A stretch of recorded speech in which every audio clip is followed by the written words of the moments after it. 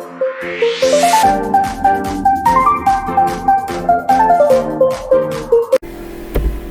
अस्सलाम वालेकुम स्टूडेंट्स। आज हमारा जो टॉपिक है बेसिकली वो 10th क्लास फिजिक्स के कॉन्सेप्चुअल क्वेश्चंस के ऊपर है।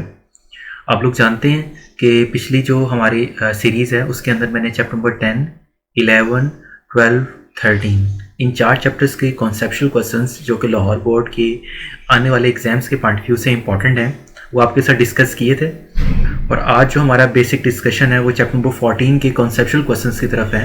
ये बेसिकली इंपॉर्टेंट कॉन्सेप्चुअल क्वेश्चंस हैं। मूव करते हैं नेक्स्ट। आप लोग जानते हैं ये कॉन्सेप्चुअल क्वेश्चंस हम डिस्कस करने जा रहे हैं और ये first time in Lahore board ये अपेयर हो रहे हैं और ये पहले भी राउंड अबाउट आते थे, ठीक है, ऑन एंड ऑफ, लेकिन इस दफ़ा लाहौर बोर्ड की पॉलिसी के मुताबिक इस तरह के क्वेश्चंस भी पेपर में आ सकते हैं और आएंगे।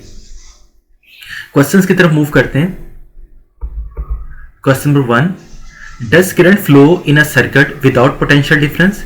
क्या पोटेंशियल डिफरेंस के बगैर आपका हम ये कह सकते हैं कि करंट फ्लो कर सकता है सर्किट के अंदर? तो हमें इसका आंसर चाहिए कि पोटेंशियल डिफरेंस अप्लाई किए बगैर क्या करंट फ्लो करेगा जो है सर्किट के अंदर। अब इसमें सबसे पहले एक पहली टर्म जो है वो पोटेंशियल डिफरेंस के हवाले से है, वो समझ लें थोड़ा सा उसके हवाले से कि पोटेंशियल डिफरेंस बेसिकली क्या करता है। पोटेंशियल डिफरेंस एक पॉजिटिव चार्ज को एक टेस्ट चार्ज या पॉजिटिव चार्ज को एक पॉइंट ए से बी पॉइंट तक लेके जाने के लिए वर्क डन का नाम है। जब आप एक चार्ज को किसी एक पॉइंट ए से उठाकर दूसरे पॉइंट बी तक लेके जाते हैं उसके लिए आपको कुछ वर्क डन करना पड़ता है, कुछ काम करना पड़ता है, उसे कहते हैं पोटेंशियल डिफरेंस। इस क्वेश्चन के आंसर की तरफ आते हैं। लिखा हुआ है कि no electric current can not flow in a circuit without potential difference in the circuit. Straight forward हमने आंसर दिया है कि पोटेंशियल डिफरेंस क्रिएट किए बगैर करंट फ्लो नहीं कर सकता, क्योंकि करंट फ्लो करता है चार्जेस के फ्लो की वजह से। जब चार्जेस सिस्टम के अंदर फ्लो करना स्टार्ट करते हैं तो आपका जो है करंट भी फ्लो करता है। लेकिन अगर पोटेंशियल डिफरेंस अप्लाई नहीं करवाएंगे तो चार्जेस फ्लो ही नहीं करेंगे सर्किट के अंदर, और जब चार्जेस सर्किट के अंदर फ्लो नहीं करेंगे तो करंट भी फ्लो नहीं करेगा। होपफुली आपको समझ में आ गया होगा। क्वेश्चन नंबर 2 की तरफ मूव करते हैं। Does fuse in a circuit control the potential difference और करंट? जो फ्यूज लगाते हैं हम सर्किट के अंदर वो किस चीज को कंट्रोल करता है? क्या वो पोटेंशियल डिफरेंस को कंट्रोल करता है या करंट को कंट्रोल करता है? इसका आंसर देख लेते हैं। स्ट्रेट फॉरवर्ड आंसर है अ fuse in a circuit control the current. जो फ्यूज होता है सर्किट के अंदर वो बेसिकली करंट को कंट्रोल करता है, उसका काम पोटेंशियल को कंट्रोल करना, पोटेंशियल डिफरेंस को कंट्रोल करना नहीं होता।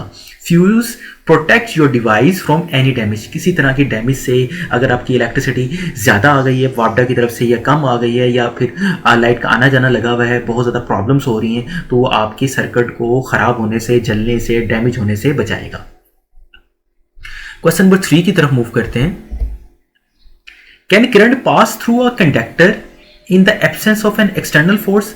क्या करंट पास कर सकता है किसी भी एब्सेंस, गैर मौजूदगी में? एब्सेंस का मतलब गैर मौजूदगी में, किसी भी एक्सटर्नल फोर्स की गैर मौजूदगी में आप जो है करंट फ्लो कर सकता है कंडक्टर के अंदर से। कंडक्टर क्या चीज़ें होती है? कंडक्टर वो चीज़ें होती है जिनमें से करंट फ्लो कर सकता है। इसके आंसर की तरफ मूव करते हैं। In the absence of external source no current pass through the conductor. Absence of external force की गैर मौजूदगी में करंट फ्लो नहीं कर सकता, जो है no current pass through the conductor due to the random motion of electrons. इसकी रीजन क्या है? क्योंकि इलेक्ट्रॉन्स की रैंडम मूवमेंट होती है। इलेक्ट्रॉन्स की रैंडम मूवमेंट की वजह से जो है करंट फ्लो नहीं करेगा। क्वेश्चन नंबर 4 की तरफ मूव कर जाते हैं स्टूडेंट्स। क्वेश्चन है बड़ा स्ट्रेट फॉरवर्ड क्वेश्चन है। What energy changes occur in dry cell? Dry cell में किस तरह की एनर्जी चेंजिंग्स आती हैं बताना है आपने। कि ड्राई सेल आपको पता है हमारी मार्केट के अंदर अवेलेबल होते हैं, ठीक है। In dry cell chemical energy change into electrical energy. Dry cell के अंदर जो बैटरीज के अंदर हमारी जो एनर्जी होती है, जो हमारे पास एनर्जी सेव होती है, वो केमिकल एनर्जी की सूरत में होती है। फिर आप उस केमिकल एनर्जी को इलेक्ट्रिकल एनर्जी में कन्वर्ट कर अपने यूजफुल पर्पसेस के लिए इस्तेमाल करते हैं। क्वेश्चन नंबर 5 की तरफ मूव कर जाते हैं। How a volt meter is connected in a circuit? Volt meter को सर्किट के अंदर किस तरह से कनेक्ट किया जा सकता है, किस तरह से कनेक्ट किया जाए कि वो प्रॉपर अच्छे तरीके से अपना काम करे? इसके आंसर की तरफ मूव करते हैं। In order to measure the potential difference across a resistance, voltmeter is always connected in parallel with the resistance. Voltmeter को सर्किट में जो है पैरेलल तरीके से लगाया जाता है, रेजिस्टेंस के पैरेलल लगाया जाता है। वोल्ट मीटर का काम होता है पोटेंशियल को मेजर करना। सो अगर आप पोटेंशियल मेजर करना चाहते हैं तो आप सर्किट में जो है वोल्ट मीटर को रेजिस्टेंस के पैरेलल लगाएं, तो वोल्ट मीटर आपको प्रॉपर वर्क करके देगा। क्वेश्चन नंबर 6 की तरफ मूव करते हैं।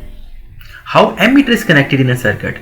एमीटर क्या करता है? एमीटर असल में बेसिकली एक ऐसा गैजेट है जो कि आपको करंट मेजर करके देता है, ठीक है। तो इसको सर्किट में किस तरह से लगाना चाहिए?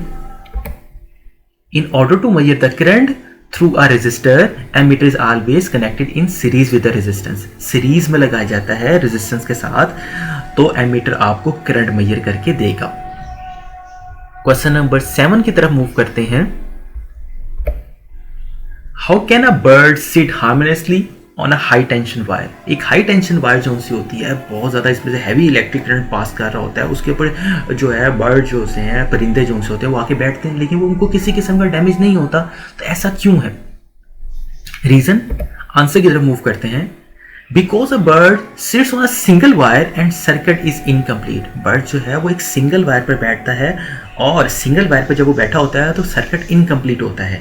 If he touches the other wire, अगर वो किसी तरह से किसी दूसरी वायर को भी, उसी जो वायर है जिसके वो बैठा हुआ है, जिसके साथ एक दूसरी वायर अटैच है, उसको भी वो टच कर ले, then other wire, then due to the circuit completion it can experience a severe electric shock।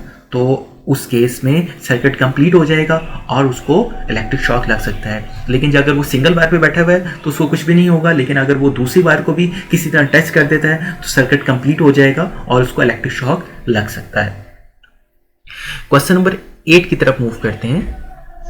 What is the frequency of our house supply. हमारी हाउस में जो सप्लाई आती है वापडा की तरफ से, उसकी फ्रीक्वेंसी कितनी होती है?